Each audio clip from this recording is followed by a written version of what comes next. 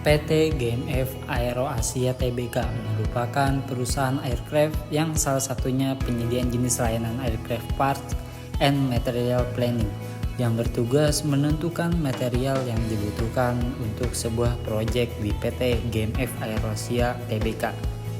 Komponen-komponen yang dibutuhkan jenis expendable yang merupakan komponen bersifat habis pakai sehingga memerlukan stok untuk memenuhi permintaan. Komponen expendable memiliki permintaan frekuensi tinggi sehingga harus mempersiapkan komponen yang dibutuhkan agar proyek tersebut dapat berjalan baik.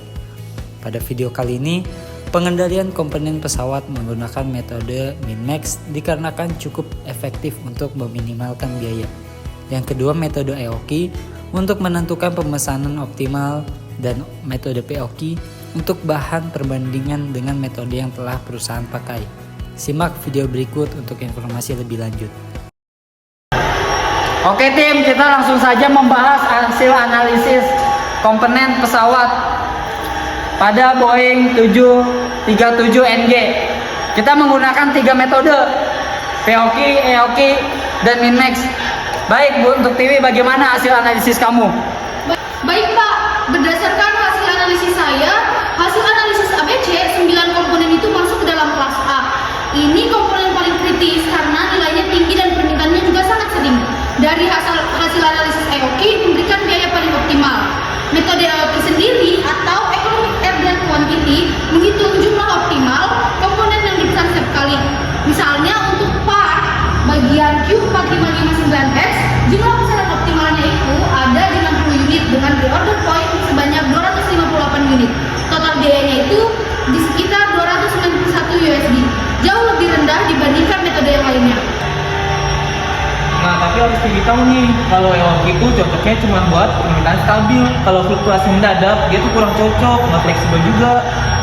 Periodic order quantity itu lebih cocok kalau misalkan permintaannya itu berubah-ubah. Kayak misalkan nih di sini nih, ada part XL4147 CA10A itu menghasilkan total biaya sekitar 1.837 USD Pak Bu. Nah, pemesanan kita itu sesuai dengan kebutuhan per periode. Gitu. Saya setuju, makanya kita perlu membandingkan dengan POKI. Betul, tapi yang saya lihat total biaya POKI lebih tinggi dibandingkan dengan EOKI karena POKI harus menghitung kebutuhan setiap periode. Jadi stok yang akan disimpan nantinya akan menumpuk. Min-max adalah metode yang saat ini kita pakai. Keunggulannya itu sederhana, tetapi biayanya itu tidak selalu optimal.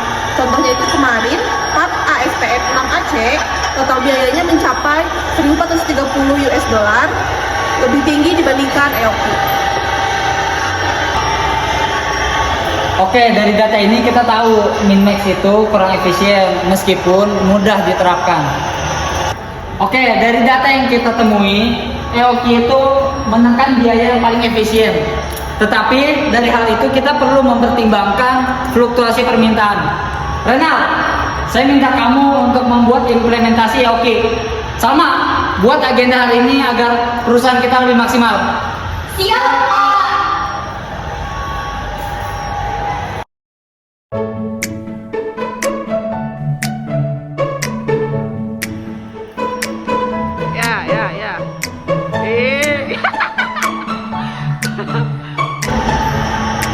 Nah, tapi harus tahu nih, kalau EOKI itu cocoknya buat